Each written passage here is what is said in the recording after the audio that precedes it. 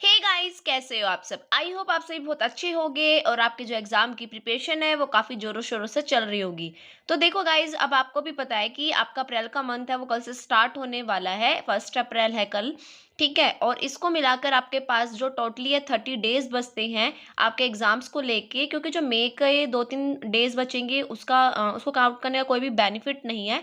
तो जो अभी 30 डेज बचते हैं, देखो इसमें आपको मोस्टली फोकस करना है आपकी रिवीजन रिवीजन रिवीजन, क्योंकि ये जो एक मंथ है ना, इसमें आप बिल्कुल भी कुछ नया करने की मत सोचना। आप जितना भी सिलेबस हो चुका है, आप उसका फोकसली होकर अपना रिवीजन करो, अपने अच्छे से मॉक टेस्ट दो और अपने आप को एनालिसिस करो कि आप कहाँ पे मिस्टेक्स कर रहे हो। ठीक है, तो आज मैं आपके लिए कुछ ऐसे 30 चैप्टर्स लेके आई हूँ जिसका आप एक मंथ में अच्छे से रिवीजन प्लान करके आप 600 मार्क्स है वो बूस्टअप कर सकते हो। तो ठीक है, ये लास्ट 30 डेज के लिए आपके एक स्ट्रेटेजी प्लान है और जो आज मैं आपको बता रही हूँ 1 वीक का बता रही हूँ।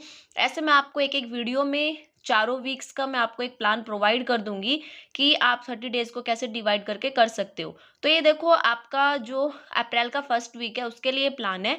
अब आप सोचोगे कि दीदी ये जो आप बता रही हो कि 30 डेज का प्लान है, क्या हम इसको अच्छे से वर्क कर पाएगा, क्या ऐसा पॉसिबल होगा? तो हाँ बिल्कुल, आपको ना सिर्फ जो अप्रैल का मंथ है उसमें आपको फोकसली क्या करना है, आपको रिवीजन पे ध्यान देना है। इससे आपको पता है क्या होगा, एक तो आपके जो मार्क्स है वो बूस्टअप होंगे, आप में कुछ ना कुछ इम्प्रूवमेंट आएगी। आप अगर इस एक मंथ में भी अच्छे से रिवीजन को कर लोगे ना, तो एक आपका ना जो कॉन्फिडेंस लेवल होता है ना वो बहुत ज़्यादा बूस्टअप हो जाएगा।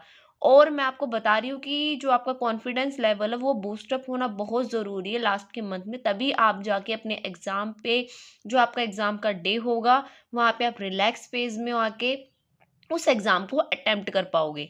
ठीक है? तो इससे आपके पता क्या हेल्प मिलेगी, आप ना अगर अभी भी अच्छे से कर लो ना तो आप, क्योंकि देखो आप अच्छे से अपना मॉक टेस्ट पे ध्यान देना, फुल सिलेबस मॉक टेस्ट है वो आपको डेली बेसिस पे देने ही देने हैं। इससे आप ना 100 से 150 स्कोर तक भी पहुंच सकते हो, मतलब इतना आपका मार्क्स का इंक्रीमेंट हो जाएगा। ठीक है, अब देखो यहाँ पे ना एक मैं मिस्टेक बताना ज़रूर चाहूँगी कि इस टाइम पता है क्या होता है, जो बहुत ही इंटेलिजेंट बच्चे होते हैं, मतलब कि काफ़ी अच्छे तरीके से उनकी प्रिपरेशन चल रही होती है, वो लास्ट के महीने में आके ऐसे ढीले पड़ जाते हैं कि जो बच्चा एक एवरेज बच्चा जो मतलब मिड में खड़ा हुआ है, जिसको जिसके अंदर ये चीज़ चल रही है कि क्या मैं इस एग्ज़ाम को क्रैक कर भी पाऊँगा?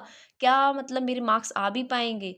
वो इस टाइम क्या है, वो आगे आ जाता है, क्योंकि जो एक टॉपर बच्चा होता है ना, जिसके मतलब जिसका फ्लो है, जिसके मार्क्स है बहुत अच्छे चल रहे होते हैं, वो इस लास्ट मंथ में आके ढीला पड़ जाता है। तो देखो ये ना मोस्टली स्टूडेंट्स की प्रॉब्लम्स होती ही होती है, तो प्लीज़ इस चीज़ पे ज़रूर ध्यान देना। अब बस थोड़ा-सा टाइम बचा है, अपना जो कॉन्फिडेंस है उसको बूस्ट करो और अपने ऊपर ना भरोसा भी करो कि हाँ, आप हम इस जर्नी को लेके यहाँ तक पहुँचे हैं, हमने मेहनत करी है, तो क्यों हम लास्ट के मंथ में अपने आप को गिव अप वाले फ़ेज़ में डाल दें। ठीक है? तो चलो मैं आपके लिए वीडियो को स्टार्ट करती हूँ। वैसे तो मेरा मोस्टली यही था कि मैं आपको जल्दी-जल्दी बता दूँ पर वीक का शेड्यूल, पर ये था कि अप्रैल का मंथ स्टार्ट होने वाला है, तो मैंने सोचा थोड़ा-सा आपको मैं बता दूँ। तो देखो, जो ये 4 वीक्स का प्लान बनेगा, जिसमें मैं आपको बताऊँगी कि इम्पोर्टेंट टॉपिक्स या चैप्टर्स कौन-कौन से हैं जिसको आपको रिवीज़न ज़रूर, ज़रूर, ज़रूर करना है, और कुछ ऐसी स्ट्रैटेजीज़ इम्पोर्टेंट जो आपको हेल्प करेगी। तो देखो, जो वीक 1 है उसमें मैं आपको बता रही हूँ कि जो वीक 1 है वो मोस्टली आपका कोर कंसेप्चुअल रिवीजन है। जितने भी कंसेप्ट वाले चैप्टर्स हैं ना वो आपको इस एक वीक में कर लेने हैं। तो देखो, आप ना डे को डिवाइड करना, देखो 1 टू 4 डे में क्या है और 5 टू 7 में जो मैं बोल रही हूँ आप इसको भी फॉलो अप कर लेना। जो मैं आपको बता रही हूँ कितने डेज में इन चैप्टर्स को कर लो। तो देखो, जो बायोलॉजी का जो डे 1 टू 4 होगा उसमें आप ह्यूमन फिजियो पढ़ो। ह्यूमन फिजियो में जो उसका कंप्लीटली है digestion, respiration, circulation, excretion, neural control, endocrine system. ठीक है, अब आगे जो डे 5 टू 7 है उसमें आप सेल बायोलॉजी है, बायोमोलिक्यूल्स है और जेनेटिक्स एंड इवोल्यूशन है। इसका फटाफट वन शॉट देखो, या आप कैसे भी करके फटाफट से कोई भी आपके जो सेल्फ नोट्स बने हुए हैं उनकी रिवीजन करो। और एनसीईआरटी देखो बाइबल है, गॉड है, इसको आपको ज़रूर करना है। और मैं आपको यहाँ पे एडवाइस करूँगी कि आप टाइमर लगा के करो। मान लो आप एनसीईआरटी को पढ़ रहे हो तो एनसीईआरटी में आपको हो जाना चाहिए कि मुझे इस एक पेज को 5 मिनट में करना है, इस चैप्टर को मुझे 15 मिनट में कंप्लीट कर लेना है। और देखो, आप कह रहे हो कि 15 मिनट, तो देखो अब जो आप फेज़ पे हो ना वहाँ पे आपके लिए एक चैप्टर्स को 15-20 मिनट से ज़्यादा से ज़्यादा मोस्टली 30 मिनट्स तक एक एक चैप्टर आपका कंप्लीट हो जाना चाहिए, तभी आप रिवीजन को क्विकली कर पाओगे। ठीक है? मोस्टली आपको जो पीवाईक्यूज़ आए हैं, उन पे आपको मेनली फ़ोकस करना है, आपको पीवाईक्यूज़ की प्रैक्टिस ज़रूर करनी है।